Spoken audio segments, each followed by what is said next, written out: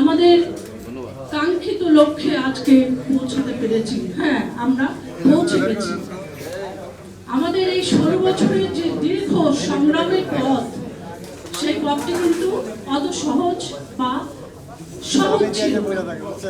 আমাদেরকে এই ফ্যাসিস্ট হাসিনা সরকারের বিরুদ্ধে অনেক রক্ত ঝরাতে হয়েছে। আমাদের এই চলার পথে আমাদের যে সমস্ত নেতা কর্মী এবং যারা এই ফ্যাসিস্ট সরকারের নির্যাতনের শিকার হয়েছেন, লক্ষ লক্ষ মামলায় যারা জড়িত হয়েছেন, যারা গুম খুন আয়না ঘরের মতো বিভৎস নির্যাতনের শিকার হয়েছেন, সেই সমস্ত এবং জুলাই আগস্টে যারা আত্মত্যাগের মাধ্যমে শহীদ হয়েছেন এবং আহত হয়েছেন, সকলের প্রতি গভীর শ্রদ্ধা রেখে আমি শুধু বলতে চাই, আজকে আমি কোনো ভালো লেখিকা নই। আমি লেখি, তবে চেষ্টা করি যেটা আমার অনুভূতিতে নাড়া দেয়, যেটা আমার বিবেকের প্রতি আমাকে তাড়িত করে, সেখানটা থেকে আমি কিছু একটা বলার চেষ্টা করি, লেখার চেষ্টা করি।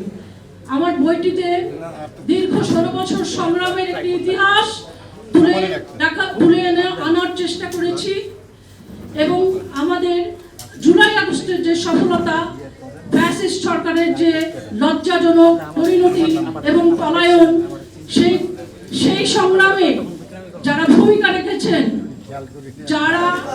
যাদের আত্মত্যাগ রয়েছে, তাদের উপরে প্রথমত আমি আলোকপাত করেছি এবং আমার বইয়ে 4টি ঘটনাকে উল্লেখ করা হয়েছে। প্রতিটি ঘটনাই সত্য ঘটনা, প্রতিটি ঘটনাই বাস্তব, প্রতিটি ঘটনাই খুব নির্মম, খুবই মর্মান্তিক এবং করুণ। সেই বেদনাকে আমরা কিভাবে তাদেরকে মূল্যায়িত করব, কিভাবে তাদের চেতনাকে ধরে রাখবো, কিভাবে আমরা সামনের দিকে এগিয়ে যাব। যারা আজকে আমাদের মাঝখান থেকে চলে গিয়েছেন, যে মায়ের সন্তান শহীদ হয়েছেন, তারা তো আজও বেঁচে আছেন, কিন্তু তারা কি নিয়ে বাঁচবেন? তারা একটি স্বপ্ন নিয়ে বেঁচে আছেন। সুতরাং আমরা জাতীয়তাবাদী দল বিএনপি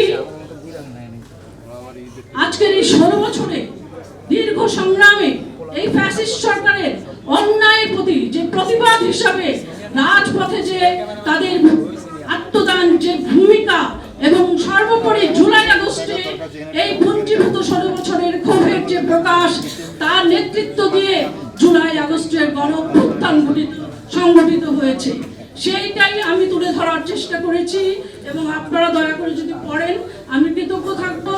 এবং আমি শুধু একটা কথা বলতে চাই যে আমরা 53 বছর আগে স্বাধীনতা পেয়েছিলাম, যে স্বপ্ন নিয়ে স্বাধীনতা চেয়েছিলাম, সেই স্বপ্ন আমাদের পূরণ হয়নি। একদলীয় শাসন ব্যবস্থার কারণে সে স্বপ্ন ধূলিসাৎ হয়েছে। তার পরবর্তী সময় একটি অত্যন্ত ক্রান্তি লগ্নে সংকটময় মুহূর্তে আমাদের প্রয়াত রাষ্ট্রপতি জিয়াউর রহমান সাহেব সরকারের দায়িত্ব নিয়েছিলেন এবং সেই সময় তিনি বহুদলীয় গণতন্ত্র প্রবর্তন করেছিলেন। বাংলাদেশকে একটি আধুনিক রাষ্ট্র হিসেবে গড়ে তোলার জন্য উনি অক্লান্ত পরিশ্রম করেছেন, অথচ দেশি বিদেশি ষড়যন্ত্রে তিনি অত্যন্ত শহীদ হয়েছেন ষড়যন্ত্রের কারণে।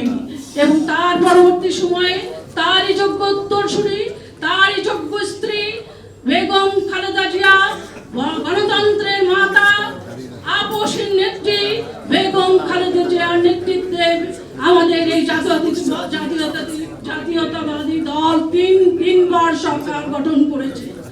এর পরবর্তী সময় আবার সেই কালমে এই শেখ হাসিনা ফ্যাসিস্ট সরকারের অন্যায়, অত্যাচার, একদলীয় শাসন ব্যবস্থা এবং নির্মম হত্যা, গুম খুন এবং টাকা পাচারের যে রাজনীতি, সেই রাজনীতির প্রতি আমরা জনগণ ঘৃণা ভরে তাদেরকে প্রত্যাখ্যান করেছে এবং নির্যাতনের কারণে যে গুম খুন করা এবং আয়না ঘরের মতো ঘটনার কারণে আমাদের জনগণের ভিতরে একটি পুঞ্জীভূত ক্ষোভ ফুসে উঠেছিল।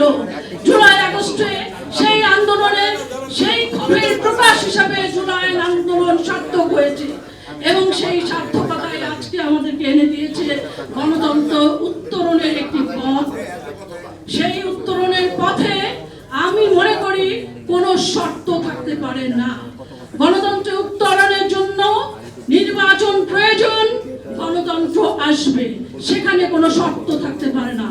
আমরা যদি সেই শহীদের আত্মার প্রতি আমাদের মিনিমাম কোনো শ্রদ্ধা থাকে, তাহলে আমরা সেই গণতন্ত্রকে আমরা কায়েম করবো ইনশাআল্লাহ, সকলে ঐক্যবদ্ধ হয়ে। আজকে এটাই হোক প্রতিজ্ঞা, তাহলে আমাদের যে সন্তানগুলো হারিয়ে গেছে, যারা আহত হয়ে আছে, তাদের প্রতি আমাদের একটি বিনম্র শ্রদ্ধা এবং কৃতজ্ঞতা থাকবে। এই বলে আমি আমার বক্তব্য আজকের মতো শেষ